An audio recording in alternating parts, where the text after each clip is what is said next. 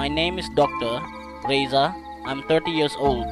I've just been transferred to Harapan Mulia General Hospital, an old hospital said to date back to the colonial era.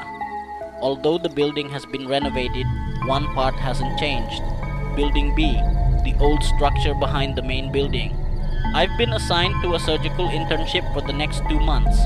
My first day was normal until I heard a rumor from one of the senior nurses, Sister Murni. If you're on night shift, don't go up to the 4th floor of Building B, okay doctor? That's an old operating room. It's been closed for a long time, but sometimes the lights turn on by themselves.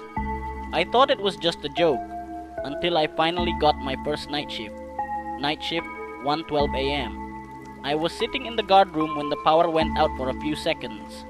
When it came back on, everything was normal, except for the CCTV monitor pointing to the 4th floor of Building B.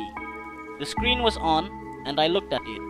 The operating room lights were bright, even though the room was no longer in use. It wasn't even listed on the building plan. I was curious. I know my curiosity often gets me into trouble, but I went anyway. Building B, 4th floor. The stairs to the 4th floor were blocked by iron railings and a sign that read, "Don't entry, area not in use." But the lock was open. The hallway was dark and dusty. The smell of old antiseptic lingered, mixed with a strange metallic odor. At the end of the hallway, the door to operating room number 04 was ajar. I pushed it gently. The lights were bright, as if the room was being prepared for surgery. There was an operating table. There were old surgical instruments.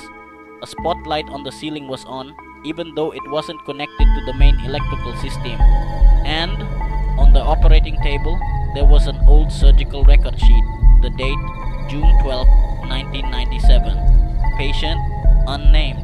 Status, failed, unrecoverable doctor's signature, illegible.